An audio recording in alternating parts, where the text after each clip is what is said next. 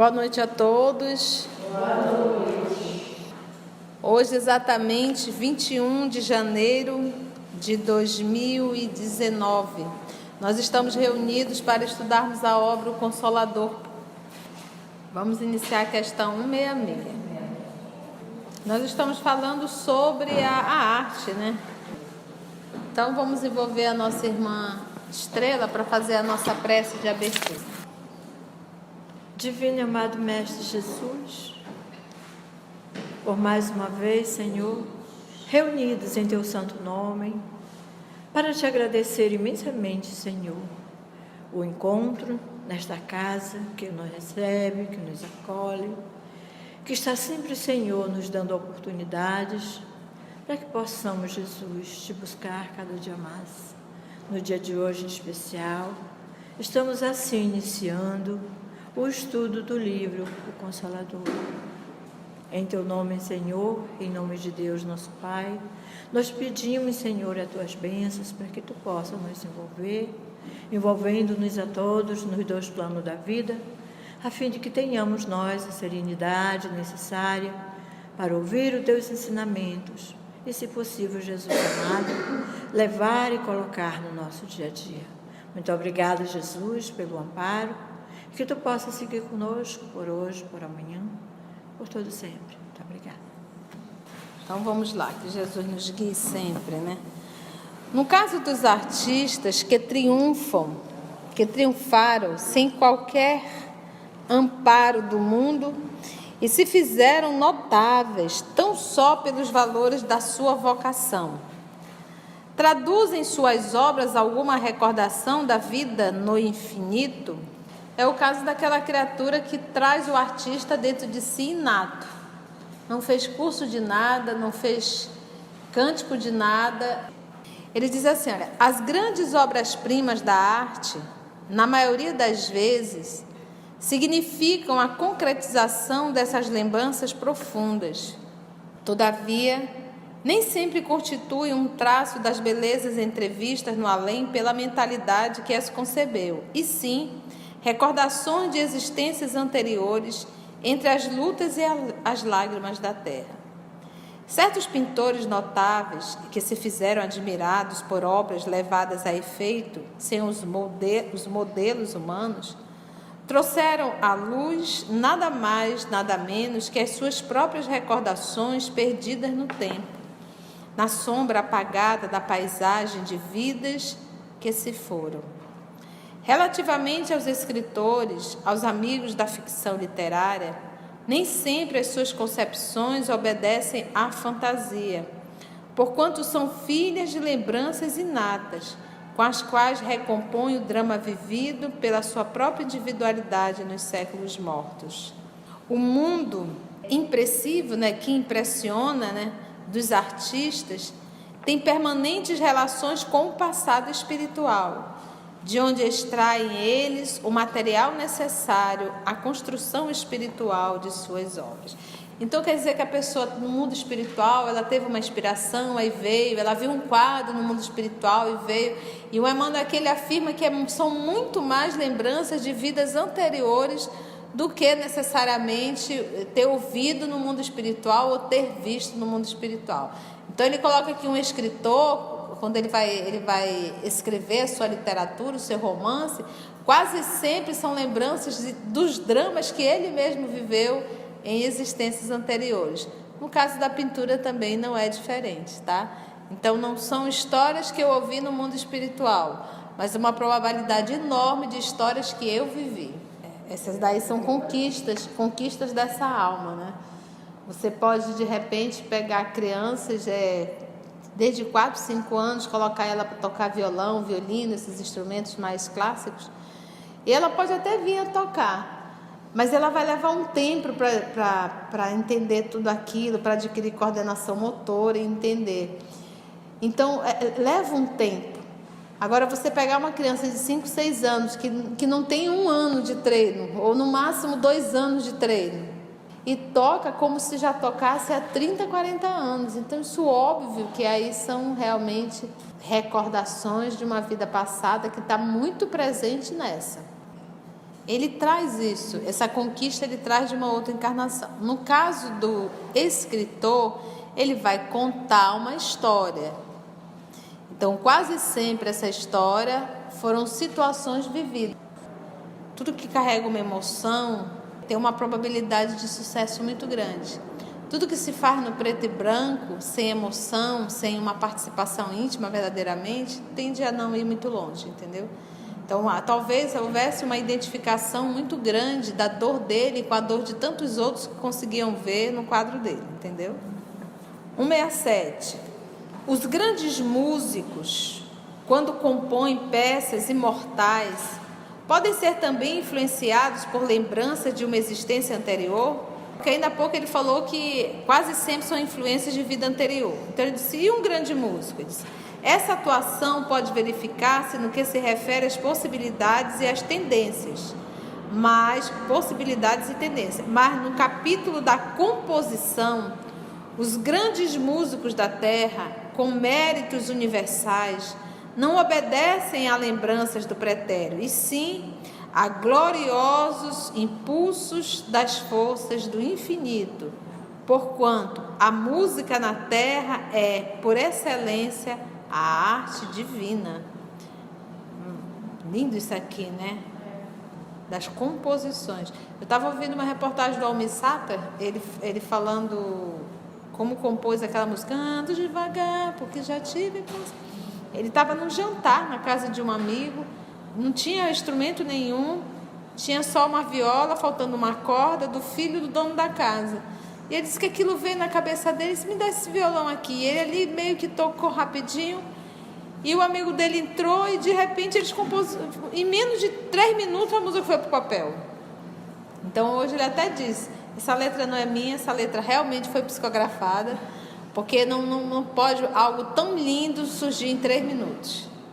As óperas imortais não nasceram do lodo terrestre, né, da cabeça do homem, né, mas da profunda harmonia do universo, cujos cânticos sublimes foram captados parcialmente, não foi nem completo, viu?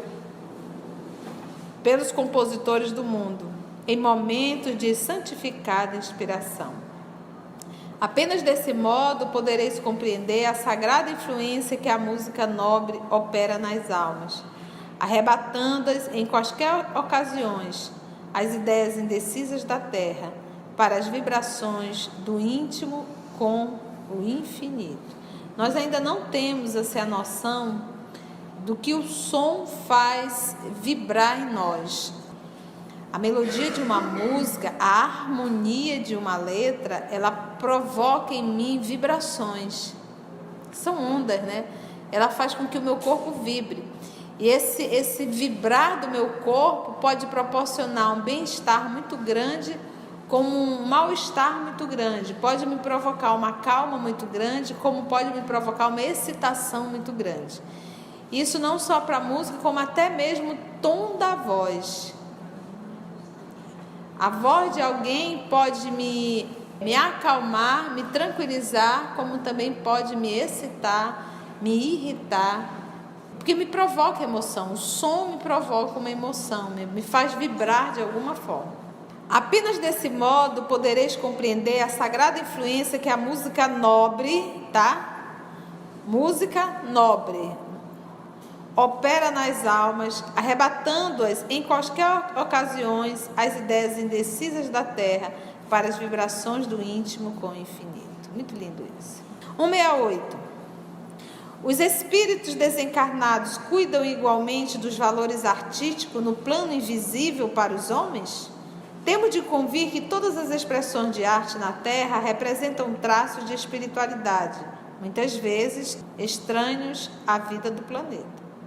Por meio dessa realidade, podereis reconhecer que a arte, em qualquer de suas formas puras, constitui objeto de atenção carinhosa dos invisíveis, com possibilidades outras que o artista do mundo está muito longe de imaginar. Constitui objeto de atenção carinhosa dos invisíveis, mas isso para o quê? Em qualquer de suas formas puras, tá? A arte. No além, continua ele, é com o seu concurso que se reformam os sentimentos mais impiedosos, predispondo as entidades infelizes às experiências expiatórias e purificadoras. E é crescendo nos seus domínios de perfeição e de beleza que a alma evolui para Deus, enriquecendo nas suas sublimadas maravilhas.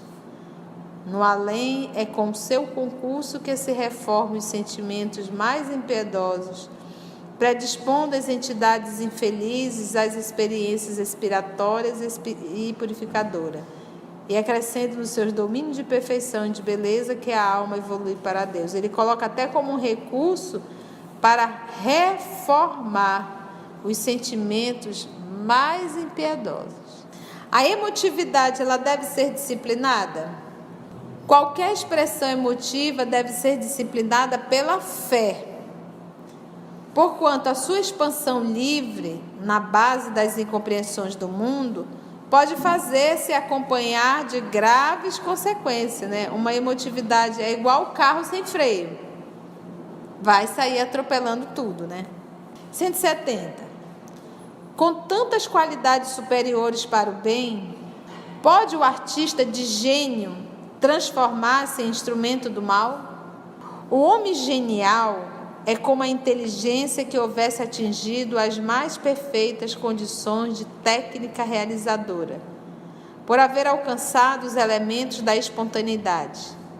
Essa aquisição, porém, não o exime da necessidade de progredir moralmente, iluminando a fonte do coração, porque o homem de gênio pode ter desenvolvido bastante a intelectualidade, mas não o sentimento. Em vista de numerosas organizações geniais não haverem alcançado a culminância do sentimento, é que temos contemplado muitas vezes no mundo os talentos mais nobres encarcerados em tremendas obsessões ou anulados em desvios dolorosos, porquanto, acima de todas as conquistas propriamente materiais, a criatura deve colocar a fé como o eterno ideal divino. E a fé, lembra quando a gente fala em fé aqui, que ele está citando a palavra fé, já é a segunda resposta que ele fala novamente, da emoção, mas a emoção com a fé. Aqui ele fala do gênio, mas o gênio que carrega a fé. E fé, vamos sempre recordar, seria a fidelidade a Deus. 171. De modo geral, todos os homens terão de buscar os valores artísticos para a personalidade. Então, todos nós teremos que buscar os valores artísticos. Isso faz parte do nosso métier nesse processo de evolução. Do jeito que todos terão que ser médico, todos terão que ser químico, físico, biólogo, Essa é a pergunta. Vamos ver. Ele já afirma que sim, todos nós teremos que conhecer a arte, conhecermos a música, conhecermos a interpretação, conhecermos a pintura. Ele diz sim. Através de suas vidas numerosas, a alma humana buscará a aquisição desses patrimônios, porquanto é justo que as criaturas terrenas possam levar da sua escola de provações e de burilamento, que é o planeta, todas as experiências e valores suscetíveis de serem encontrados nas lutas da esfera material. Ou seja, todos nós um dia iremos sentar no piano. Não se sinta entristecido. Todos nós um dia iremos subir ao palco do teatro, ou vamos ou já subimos, Porque às vezes você pega uma criatura, tem uma facilidade de interpretar texto que é algo assim tão natural que não precisa nem treinar muito. E tem outros que mesmo que queira, não vai mesmo. Eu me recordo que nós estávamos fazendo uma peça teatral, o EOS, e era uma passagem do livro Os Mensageiros de André Luiz. E o João era o esposo traído. Traído não pela esposa, mas traído pelo o sócio. O sócio armou de uma forma que acabou fazendo com que ele abandonasse a esposa. E a esposa acabou vindo a óbito, ele terminou o casamento. Quando o sócio estava já nos momentos das mortes finais, arrependido, carregando culpa, pediu para chamar o sócio, que tinha abandonado a esposa e tudo, e contou toda a verdade. E ele só dizia assim: me perdoa. E quem fazia o esposo, né, era o João. Aí eu peguei assim o João, contei a história, fiz com que ele sentisse: João, você é o esposo, imagina, era a mulher da sua vida, o seu grande amor, o sócio era o seu amigo, o seu companheiro, fez com que você abandonasse a esposa, separasse ela dos filhos, ela acabou vindo à morte, agora no momento final ele quer resolver tudo pedindo perdão. O João sentiu, as lágrimas vieram no rosto. E olha que era só o treino, Quando ele entrou, mas gente, ele estava incorporado de uma forma que, olha, quando o cidadão disse: me perdoe, ele olhou assim com tanta raiva e disse assim: não, mas sabe, não, que todo mundo que estava para ter chorou. Então, ou seja, estava nele, né? O artista está. Então, às vezes, você estimulando, e tem uns que mesmo você contando história, fazendo, revivendo, ele vai lá e diz: não, né? Porque não consegue. Então, quem de nós já não vivemos essa experiência, né? E trazemos aí dentro de nós um artista, um cantor. 172. Existem de fato uma arte antiga e uma arte moderna? A arte envolve esse de desenvolver, tá? A arte desenvolve com os homens, e representando a contemplação espiritual de quantos a exteriorizam. Será sempre a manifestação da beleza eterna, condicionada ao tempo e ao meio de seus expositores, porque a arte ela vai evoluindo à medida que o ser humano vai evoluindo. Por exemplo, aqui no Brasil parece que ela regrediu. Nós tivemos um Tom Jobim com águas de março, e agora nós temos na boquinha da garrafa. Tô em cima, tô embaixo. Então parece assim que houve uma regressão. Mas eu estou falando a nível do que faz sucesso a nível nacional. Se um tipo de música dessa, de baixo calão, consegue fazer um sucesso, ela não subiu sozinha. A humanidade a colocou lá em cima, a humanidade aplaudiu. Enquanto nós temos o professor, como temos também os nossos irmãos Tim e Vanessa, que tem músicas maravilhosas, o colega que compõe lá em Minas, que eu não lembro o nome dele, e que eles cantam, que o Tim coloca a música, são músicas maravilhosas, como tantas outras também, mas não fazem sucesso. Por quê? Porque a massa humana ainda se compraz com um tipo de música de baixo calão.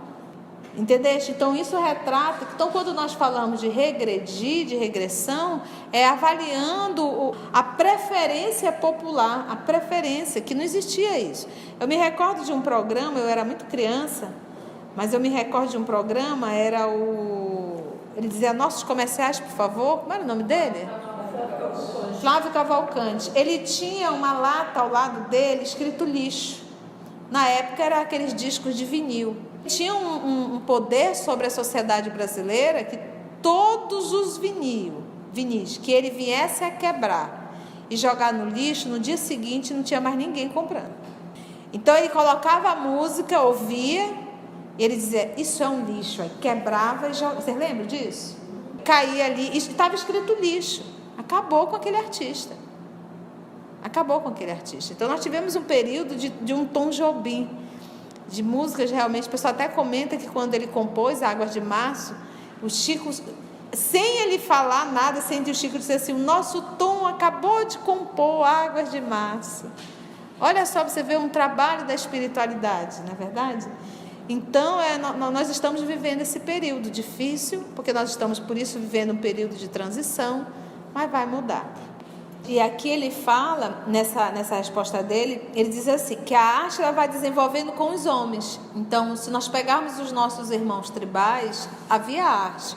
O tocar do tambor era uma arte, mas dentro do grau de evolução daquele grupo. Os espetáculos dos gladiadores. Hoje nós ainda temos, chama-se esporte, né? Alguns esportes horrorosos, matando um ao outro. Então, esse processo, à medida que a humanidade vai evoluindo, a arte também vai desenvolvendo.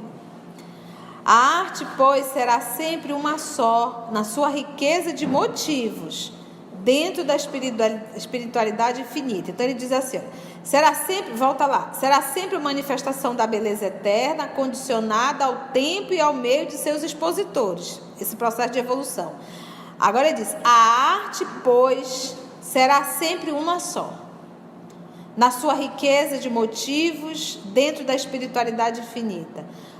Ponderemos, contudo, que se existe hoje grande número de talentos com a preocupação excessiva de originalidade, dando curso às expressões mais extravagantes de primitivismo, esses são os cortejadores irrequietos da glória mundana que, mais distanciados da arte legítima, nada mais conseguem que refletir a perturbação dos tempos que passam. Está aqui a resposta. E ele não chama nem de artista, ele não chama nem de arte, apoiando o domínio transitório da futilidade e da força. Eles, porém, passarão, como passam todas as situações incertas de um cataclismo, como zangões da sagrada colmeia da beleza divina, que em vez de espiritualizar a natureza, buscam deprimi-la com as suas concepções extravagantes e doentias. E vale ressaltar que um artista, ele é um formador de opinião, e que ele passa a ser responsável por muitos que o seguem. Vamos entrar na afeição, gente? Vamos lá então. Como devemos entender a simpatia e a antipatia? Essa pergunta também está em O Livro dos Espíritos. Ele vai falar, por exemplo, é muito comum de repente eu olhar para, vamos supor, dar um exemplo, eu olho para a Carla e me dá um mal-estar muito grande, uma repulsão em relação a Carla. Aí eu posso dizer assim, dependendo do meu estado psíquico, emocional, eu posso dizer assim, eu sou espírita, posso dizer, isso deve ser coisa do passado. Ou então eu posso dizer bem assim, eu não me bato com esse santo, isso aí não deve, e aí eu já começo a fazer as minhas avaliações pessoais, colocando a Carla numa situação inferior e eu numa superior. Mas o Livro dos Espíritos também diz o seguinte, que o bem e o mal não se afinam. E outra coisa, vamos supor, se a Carla tem uma influência positiva sobre a minha pessoa, se conviver com a Carla poderá me fazer um bem muito grande, eu posso também sofrer uma influência muito grande para sentir antipatia pela Carla. Entendeu o que eu quis dizer? Vamos dizer que a Carla é uma pessoa que é do bem, uma pessoa espírita, que estuda, e que eu me aproximando da Carla, há uma probabilidade muito grande de eu me tornar um ser humano melhor. A presença dela pode me fazer isso. Então, o que os espíritos que são meu inimigo, que querem realmente que eu venha a perder uma encarnação, vai fazer de tudo para que eu me afaste dela, inclusive sentindo antipatia. Então, quando você fala em antipatia, é algo muito vasto. Tem que ser avaliado o que e o porquê. Então, como devemos entender a simpatia e a antipatia? A simpatia ou a antipatia tem as suas raízes profundas no espírito, na sutilíssima entrosagem dos fluidos comuns, peculiares é comum a cada um, e quase sem sensações experimentadas pela criatura, desde o pretérito, que foi delituoso, em iguais circunstâncias. Então ele fala aqui, antipatia e simpatia, ele está falando da entrosagem dos fluidos. De repente vamos dizer que realmente a Conceição seja uma pessoa muito perversa, com aquele rostinho de ovelha, mas na verdade é um verdadeiro lobo. E aí a Carla pode se aproximar e sentir não há essa combinação fluídica, ela sente um certo mal-estar realmente, porque ela percebe a nível fluídico, ela nem conhece, mas a nível fluídico, ela diz, olha, apesar dessa carinha de ovelha, eu acredito que deve ter um lobo mesmo aí dentro. Só que para isso a gente tem que ter muita sensibilidade, que às vezes nem sempre temos, Devemos, porém, considerar que toda antipatia, aparentemente a mais justa, aí ele vem a orientação aqui, deve morrer para dar lugar à simpatia que edifica o coração para o trabalho construtivo e legítimo da fraternidade. Ele diz, olha, existe antipatia? Existe. Mas não é para você cultivá-la, é para você trabalhá-la. Se eu tenho antipatia, é aquilo que ele deve morrer. Deve morrer para dar lugar à simpatia. Então eu não devo, não gosto de fulano, tenho uma antipatia por ela. Ai, eu não gosto de Beltrano, tenho uma antipatia por ela. Ai, eu não gosto de jeito de fulano. Isso é um problema nosso que tem que ser resolvido. E vai dando as costas. Então isso é um problema seu a ser resolvido. Então ele diz aqui, não tem que ter antipatia. Essa antipatia ela tem que o quê? Morrer. Porque você nem conhece a pessoa, você nem conviveu com a pessoa e já rotula o outro disso, daquilo. E às vezes nós temos antipatia do outro pelo que o outro falou. De repente está aqui, vamos a um trio aqui, eu, a Carla e a Nilza. E de repente a Carla vem e diz, olha, a Nilza isso, a Nilza aquilo, a Nilza não sei o quê. E eu vou construindo uma antipatia da Nilza sem a Nilza ter feito absolutamente nada por mim. A Nilza não fez nada porque eu me emprenhei pelos ouvidos. Nós somos pessoas muito influenciáveis, muito.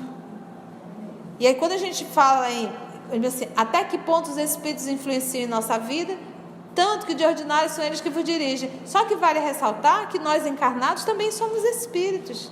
Então nós também influenciamos os outros, de forma positiva ou de forma negativa. Vamos recordar quando Filipe chegou com Jesus e disse, Senhor, o pessoal está falando mal de ti. Está dizendo que o Senhor é um explorador de viúva. Está dizendo que o Senhor isso, que o Senhor aquilo. O que Jesus fez? Filipe, ele poderia ter dito, Filipe, quem foi que falou assim de mim? Não, me diz quem foi. Não, até para me saber onde eu estou pisando, né? Eu já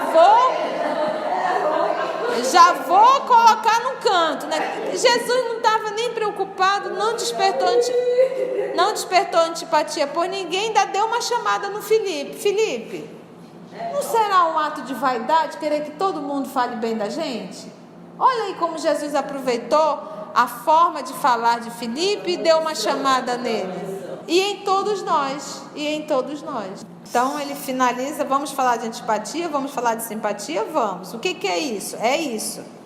É realmente aqui, é entrosagem dos fluidos comuns da criatura humana. E ele diz que é algo intrínseco no ser humano que tem que ser resolvido. E ele ainda diz mais, mas a antipatia, ela deve morrer para que surja realmente a simpatia. Afinal de contas, nós estamos treinando para sermos cristãos.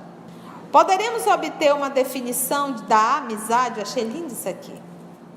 A fala do nosso Senhor Jesus, quando ele fala da amizade, ele diz assim, tenho-vos chamado amigo, porque é o maior título que alguém pode ter aqui na terra. O maior título. Porque às vezes nós temos uma irmã, um irmão, mas não temos ali um amigo. Você vê irmã traindo irmã puxando com caso com o marido da outra irmã, irmão que manda matar outro irmão para ficar com a herança, irmão explorando outro irmão.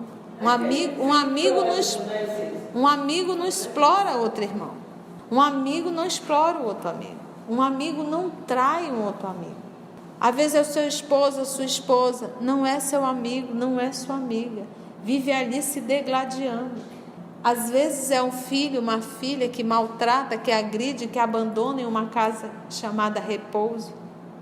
Então, tenho-vos chamado amigo, porque é o maior título que alguém pode ter na terra.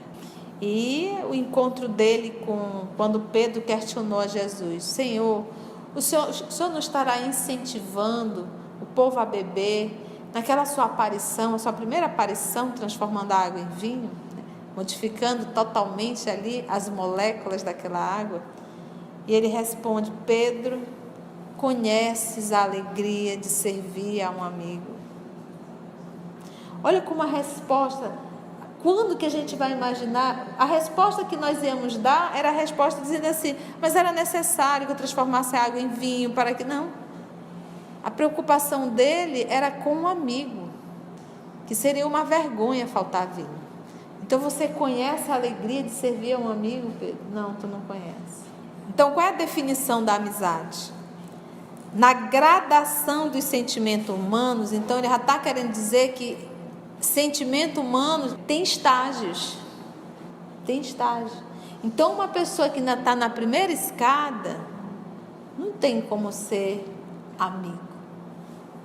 Ainda é um jogo de interesses. Pisou no meu calo, eu deixo de ser.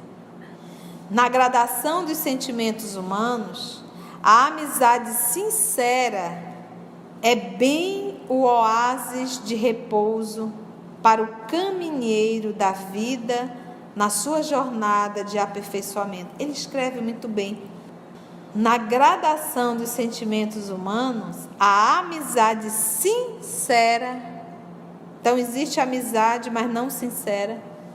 Quando ela é sincera, é bem um oásis de repouso para o caminheiro da vida na sua jornada de aperfeiçoamento. Então, gente, a terra aqui é um deserto. Deserto sabe de quê? De amor. É um deserto de amor. Quando nós encontramos uma alma de nossa alma, um amigo, a quem a gente se aproxima e sente um bem-estar enorme, uma segurança enorme, isso é o oásis. Porque aqui a gente vive nessa seca de amigos, de amor, de afeto. Por isso é que ele iniciou falando em gradação. Para o caminheiro da vida na sua jornada de aperfeiçoamento. Nos trâmites da terra, a amizade leal, ele vai dando adjetivo, é a mais formosa modalidade do amor fraterno, a mais formosa modalidade, que santifica os impulsos do coração, nas lutas mais dolorosas e inquietantes da existência. Quem sabe ser amigo verdadeiro, olha aí, você está vendo que ele vai, é sempre o emissário da aventura e da paz, alistando-se nas fileiras dos discípulos de Jesus, pela iluminação natural do Espírito que, conquistando as mais vastas simpatias entre os encarnados e as entidades bondosas do invisível. Porque ainda tem esse movimento da amizade. Quando nós nos predispomos a ajudar alguém, aplicando um passe, fazendo um diálogo fraterno, aliviando a fome, mas aquele sentimento de cuidar, aquele sentimento do amor, esse movimento a gente acaba o quê? A gente faz um bem ao encarnado, mas se houver ali, paralelo àquele encarnado, uma mãezinha, um paizinho, um irmão, uma irmã, ou alguém que cuida muito daquele ser, o fato dele nos ver cuidando daquele ser querido dele, a gente arruma 2 amigos, encarnado e desencarnado. E ele diz assim, conta comigo para o que deve, e passamos a ter esses amigos no mundo espiritual. Que conquistando as mais vastas simpatias entre os encarnados e as entidades bondosas do invisível, sabe irradiar por toda parte as vibrações dos sentimentos que são o quê? Purificadores. Ter amizade é ter coração que ama e esclarece, que compreende e perdoa nas horas mais amargas da vida. Então, ter amizade é ter coração que ama e também esclarece, porque amar não é você anuir com o crime. Amar não é deixar de falar a verdade. Amar não é passar a mão na cabeça de alguém que tu sabes que está errando muito, porque quem ama corrige, quem ama orienta, até mesmo a um amigo. Eu lhe amo muito, mas não concordo com o que tu fazes. Ter amizade é ter coração que ama e esclarece, que compreende e perdoa nas horas mais amargas da vida, porque ter amigo no momento da alegria, isso não exige nada da gente. Mas ser amigo na hora do fel, né? Jesus é o divino amigo da humanidade. saibamos compreender a sua afeição sublime e transformaremos o nosso ambiente afetivo num oceano de paz e consolação perenes. Fantástico. 175. O Instituto da Família é organizado no plano espiritual antes de projetar-se na Terra. Falou de amigo, agora vamos falar de família. É programado antes do projeto na Terra? O colégio familiar tem suas origens sagradas na esfera espiritual. Em seus laços reúnem-se todos aqueles que se comprometeram no além. Olha, eu me comprometo a ir contigo, fazer isso, trabalharmos assim, te aguentar, te suportar, te tolerar. A desenvolver na Terra uma tarefa construtiva de fraternidade real e definitiva. Preponderam nesse Instituto Divino os elos do amor, fundidos nas experiências de outras eras. Todavia, aí dirigem-se igualmente os ódios e as perseguições do pretérito obscuro, a fim de se transfundirem, em solidariedade fraternal com vista ao futuro. Então, ninguém nasce para continuar odiando. É para o quê? Transmutar, transfundir, modificar. Eu estava até ouvindo uma palestra ontem, eu achei engraçado.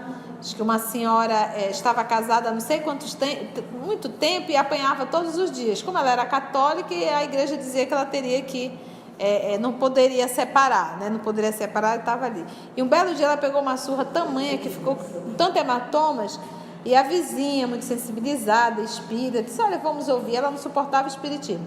Vamos ouvir uma palestra, quem sabe. E ela foi. Ela disse que na hora o palestrante parecia que conhecia toda a história dela, que só falava para ela. Se tornou espírita e foi procurar esse bendito palestrante que estava dando essa palestra ontem. Ele disse assim, ela foi e contou a história para ele. Aí ele disse assim: e a senhora separou? Ela disse: não. Só que agora, antes eu não sabia porque apanhava, agora eu sei porque eu apanho, eu tenho que aguentar, senão vai vir, eu tenho que suportar isso, senão vai vir outra encarnação. Ela disse: minha amiga, ninguém reencarna para apanhar do marido pro resto da vida. Ninguém foi programado para apanhar. Gente, sabe, cada um entende o que quer na cabeça. Como é que você pode suportar uma agressão física tantos anos e achar que isso é karma? Isso é idiotice. Bateu uma vez, é questão de tempo para bater a segunda, a terceira, a quarta, a quinta e a sexta. Então aqui, olha, é nas dificuldades provadas em comum, nas dores e nas experiências recebidas, na mesma estrada de evolução redentora, que se olvidam, se esquecem as amarguras do passado longínquo, transformando-se todos os sentimentos inferiores em expressões regeneradas e santificantes.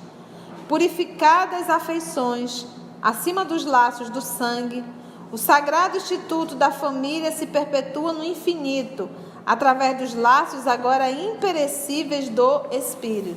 Por exemplo, o amor que você tem por um irmão, por uma mãe, por um pai, quando com afinidade, esse sentimento é um grau muito maior que o Cristo tem por nós. Então, a família é uma célula que ainda hoje é o exercício do perdão, da tolerância, da compreensão e da resignação. Nós ainda estamos nesse beabá da evolução, mas vai chegar um tempo em que nós vamos entender a família como um exercício para eu aprender a amar a humanidade. Então, cada vez mais eu vou estendendo. Às vezes eu tenho maior vontade de adotar, mas quando eu penso em adotar é porque eu não quero dividir o que eu tenho.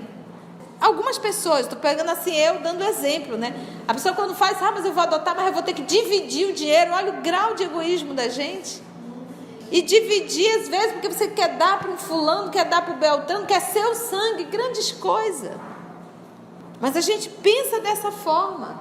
Não, eu vou dividir com um estranho. De que estranho? Então é verdade esse sentimento, a maturidade é nós começarmos a entender a família universal. A fala do nosso Senhor Jesus para Maria e para João: filho, eis aí tua mãe, mãe, eis aí teu filho. O amor que tu tens a mim, direciona para João. João, o amor que você tem à sua mãe, direciona para Maria. Qual o problema nisso? Tem que ser meu sangue? O sangue apodrece, fica fedido. Mas é assim que a nossa cabecinha idiota pensa.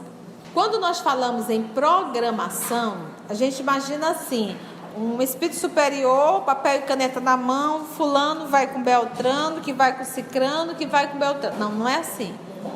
Você vê que eles veem assim, muitos espíritos se acertaram, se comprometeram no mundo espiritual em vir. Quando a gente fala em programação, por exemplo, se você hoje decidir fazer uma dieta, 0 carboidrato, 0 carboidrato, você faz uma programação à sua atitude e isso vai obter um resultado. Então, ou seja, se eu aqui de repente te humilho, te maltrato e te levo até a óbito, eu sou responsável por isso. Nessa minha atitude eu estou programando uma reencarnação futura, como minha filha ou como minha irmã, para eu devolver para você. Então, quando a gente fala, existe aquela programação do mundo espiritual, mas ele retrata no livro Obreiros da Vida Eterna que é raro. A programação é realizada já pautada na lei de Deus, ação e reação. Todas as minhas atitudes vão levar a uma programação, porque eu já estou inserido na lei. Por isso que diz, a lei está onde? Ela está em mim. Então, uma vez que a lei está em mim, toda a minha atitude, a lei vem e corrige e cobra. É imputado a lei, imediatamente. Por quê? Porque ela está em mim, eu não tenho como dissuadi-la, eu não tenho como fugir dela. Há uma programação, vai haver uma programação que já está pautado dentro das minhas atitudes. Quando a gente fala em a lei de Deus está gravada na minha consciência, a gente pensa numa lei, eu fazendo já a lei, não é isso. A lei está em mim, eu tenho livre-arbítrio. Todas as minhas atitudes vão estar submetidas à lei que está gravada em mim mesmo. Por isso nós fazemos a consciência de culpa. Então agradecemos ao nosso Senhor Jesus e até o nosso próximo encontro da obra O Consolador.